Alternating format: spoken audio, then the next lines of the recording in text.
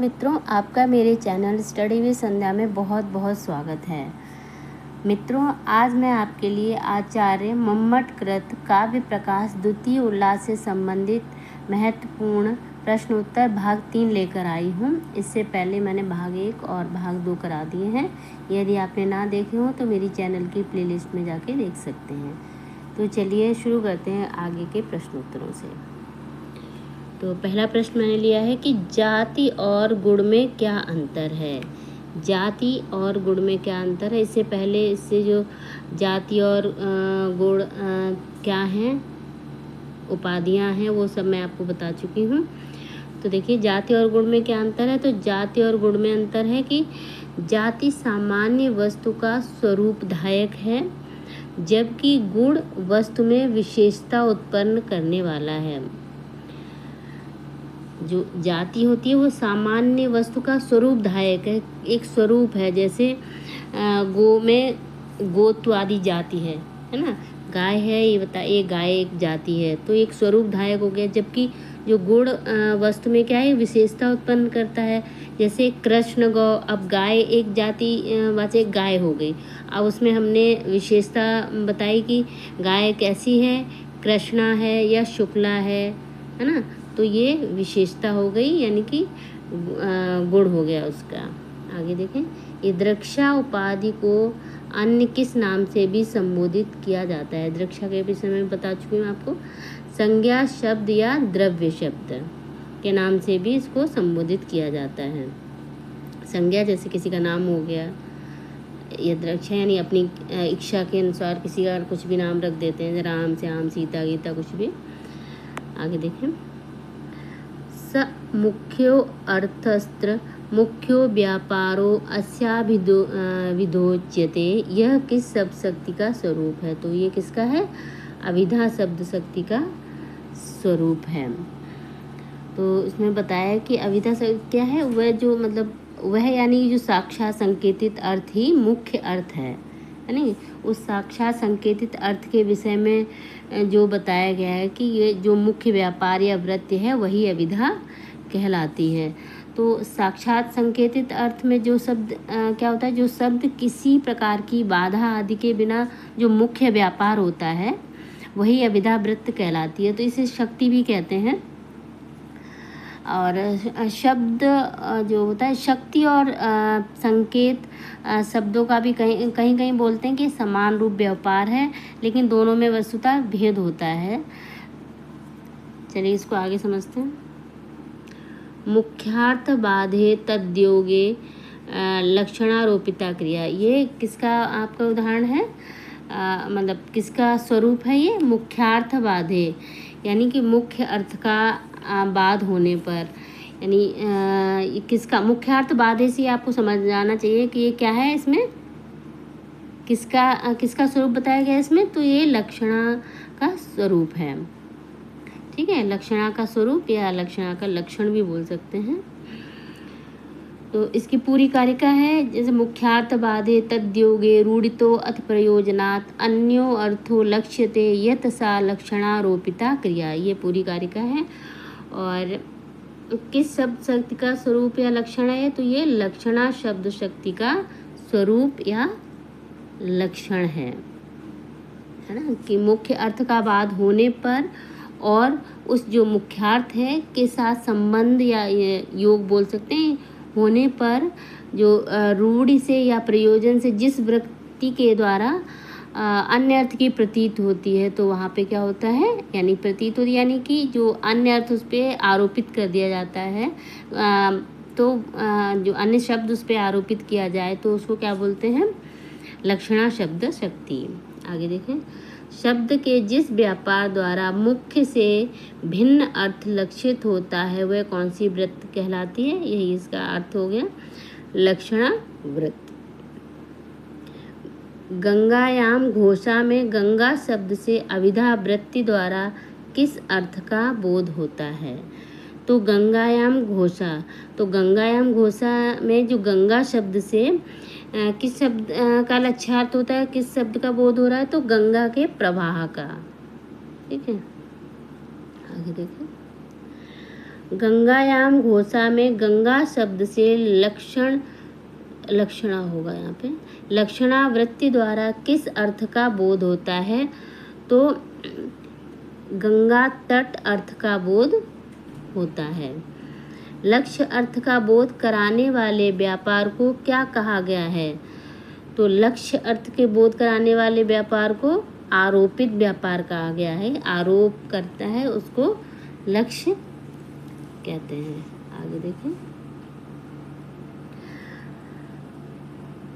मुख्यार्थवाद, मुख्यार्थ योग या इसको तद्योग भी बोलते हैं, तथा रूढ़ अथवा प्रयोजन, यह तीन समुदित रूप से किसके हेतु हैं? तो ये तीनों किसके हेतु हैं? मुख्यार्थवाद, मुख्यार्थ योग और रूढ़ अथवा प्रयोजन, ये किसके हेतु हैं? तो ये है लक्षणा के हेतु। लक्षणा की जो कारिका पढ़ेंगे उससे आपको समझ आएगा। लक्षणा का मुख्य हेतु क्या है? तो लक्षणा का मुख्य हेतु क्या है? रूढ़ अथवा प्रयोजन। रूढ़ अथवा प्रयोजन ही लक्षणा का मुख्य हेतु बताया गया है। मीमांसकों ने अभिधा को कैसी शक्ति कहा है? तो मीमांसकों ने अभिधा को स्वाभाविक शक्ति कहा है, यानी कि वो स्वाभाविक शक्ति होती है, वो आरोपित नहीं होती है। मीमांसकों ने लक्षणा को कैसी शक्ति कहा है? तो वो अस्वाभाविक शक्ति कहा है, क्योंकि लक्षणा आरोपित होती है अभिधा से, फिर वो लक्षणा मतलब लक्षणा होती है अभिधा के पीछे पीछे होती है। जब पहले अभिधा होगी उसके पश्चात ही लक्षणा हो सकती है। सर्वप्रथम लक्षणा के कितने भेद किए गए हैं? तो सर्वप्रथम आचार्य मंमट ने लक्षणा के 2 भेद बताए हैं, उपादान लक्षणा और लक्षण लक्षणा। आगे देखिए, जब कोई शब्द अपने मुख्यार्थ की संगति के लिए स्वसंबद्ध किसी अन्य अर्थ को ग्रहण कर लेता है तो वहाँ पर कौन सी लक्षणा होती है? जब कोई शब्द अपने मुख्यार्थ की पूर्ति करने के लिए क्या करता है? अपने से संबंधित किसी अन्य अर्थ को ग्रहण कर लेता है तो वहाँ पर उपादान लक्षणा होती है। जैसे इसका एक उदाहरण है कुंता प्रविशंत, जैसे भाले आ रहे हैं। अब भाले स्वयं तो नहीं आएंगे, तो भाले या फिर एक और उदाहरण है, मुझे भी इस वक्त ध्यान नहीं आ रहा। भाले आ रहे हैं, आप ये कुंता प्रविशंत आप इसको ध्यान रखें। तो कुंता आदि के द्वारा अपने प्रवेश की सिद्धि के लिए अपने अर्थ से संबद्ध किसका प्रयोग करना पड़ेगा? कुंतधारी यानी पुरुष का ग्रहण किया जाएगा कि कोई पुरुष है वही तो भाले फेंकेगा। तो कुंता प्रविशंत यानी भाले आ रहे हैं। अब भाले आ रहे हैं, भालों को कौन फेंक रहा है? तो पुरुष। तो इस हेतु मतलब अपने स्वार्थ को ना छोड़कर उसने खुद को कुंता प्रविशंत, अपने आप को नहीं छोड़ा, अपने आप को बिना छोड़े हुए ही परार्थ का ग्रहण करने के कारण यह उपादान लक्षणा है। जब कोई शब्द अन्य अर्थ के लिए अपने अर्थ का त्याग कर देता है तब वहाँ कौन सी लक्षणा होती है? अब इसके विपरीत, जब कोई शब्द अन्य अर्थ के लिए, दूसरे अर्थ के लिए अपने ही अर्थ का त्याग कर दे तो उसमें क्या होती है? लक्षणा होती है। अब लक्षण लक्षणा का उदाहरण क्या है आपका? जैसे इसका आपने देखा कुंता प्रविशंत, और लक्षण लक्षणा का हो जाएगा गंगायाम घोषा। गंगायाम घोषा आपका इसका उदाहरण हो जाएगा। अब गंगा पर घोष है तो इसमें क्या है कि जो गंगायाम घोषा का सीधा अर्थ है कि गंगा पर घोष अर्थात घोषियों की बस्ती है, किंतु गंगा शब्द का मुख्य अर्थ है जलधारा या प्रवाह, और उस पर घोष यानी उस पर तो घोष हो नहीं सकता है ना, घोषियों की बस्ती उस पर तो हो नहीं सकती है। तो इसमें मुख्यार्थ का बाद हो गया है, जो मुख्य अर्थ है उसका बाद हो गया है, तथा वहाँ प्रयोजन के कारण गंगा से संबद्ध तट जो है वो लक्षणा मानी गई है। तो गंगा तट यानी गंगा की धारा का जो तट है तो वहाँ पे घोषियों की बस्ती है, यानी अपने जो अपना अर्थ है उसका त्याग कर दिया है और अन्य अर्थ को ग्रहण कर लिया है। तो अब जैसे इसकी चलिए मैं आपको समझा चुकी थी पहले, अब आगे और समय नहीं इसमें लेते हैं, आगे देते हैं। अजहल लक्षणा या जह स्वार्था वृत्ति किस लक्षणा के अन्य नाम हैं? तो अजहल लक्षणा या अजह स्वार्था वृत्ति, तो ये उपादान लक्षणा के उदाहरण है, अन्य नाम है। लक्षण का क्या अर्थ है? तो लक्षण का क्या अर्थ है? परार्थे स्वसमर्पणम, अर्थात दूसरे अर्थ के लिए स्वार्थ का परित्याग कर देना।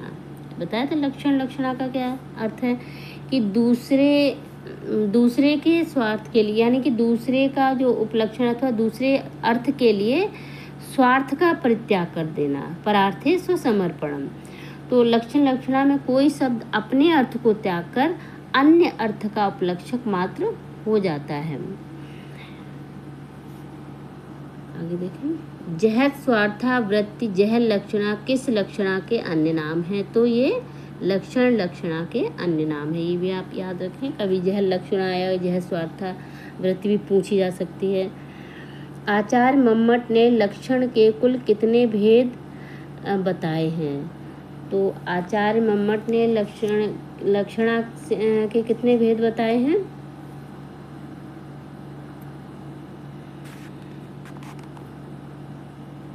लक्षणा होगा,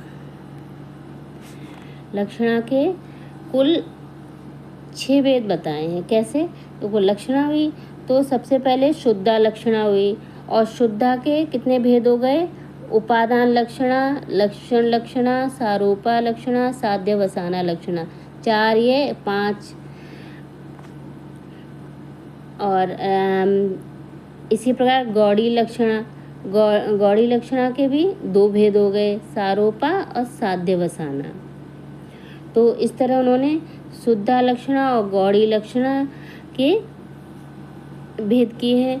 अब उपादान लक्षणा, लक्षण लक्षणा 2 हो गए, और सारूपा साध्यवसाना इसमें भी आती। इस तरह कुल मिला के लक्षणा के 6 भेद बताए उन्होंने। आचार्य मम्मट ने व्यंग्य की दृष्टि से लक्षणा के कितने भेद किए हैं?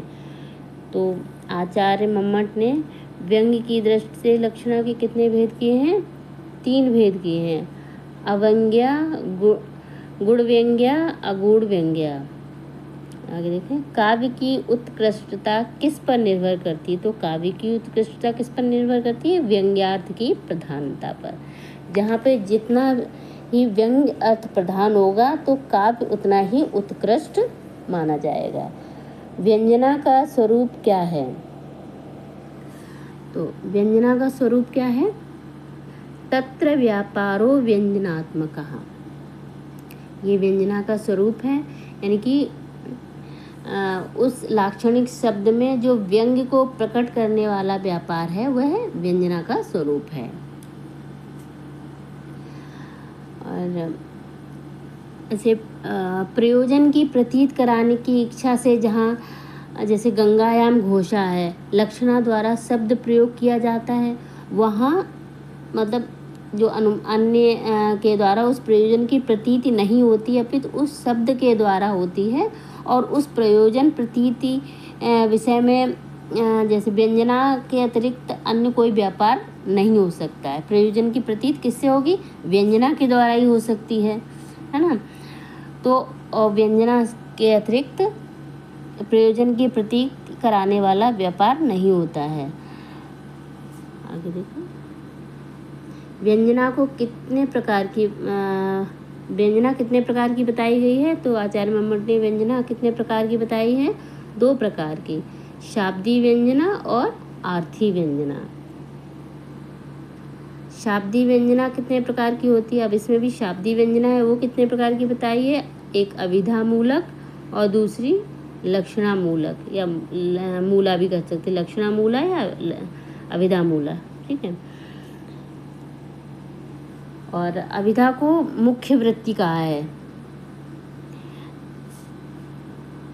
प्रयोजन की प्रतीति करवाने वाला व्यापार कौन सा है? तो जो प्रयोजन की प्रतीति करवाता है वो व्यापार कौन सा है? तो वो व्यापार है व्यंजना नामक व्यापार। तो प्रयोजन की प्रतीत कराने वाला व्यंजना नामक व्यापार है, क्योंकि अभिधा जो शब्द की मुख्य वृत्ति है उसके द्वारा प्रयोजन की प्रतीति नहीं हो सकती है। अभिधा के द्वारा प्रयोजन की प्रतीत तो नहीं हो सकती है। हाँ, अभिधा वृत्ति द्वारा उसी अर्थ की प्रतीत होती है जिसमें शब्द का संकेत होता है, और व्यंजना के द्वारा जो प्रयोजन की प्रतीति होती है। तो इस तरह मैं आपके लिए 25 प्रश्न लेकर आई थी, और इसके पश्चात भी मैं और भी प्रश्न लेकर आऊँगी द्वितीय उल्लास से संबंधित।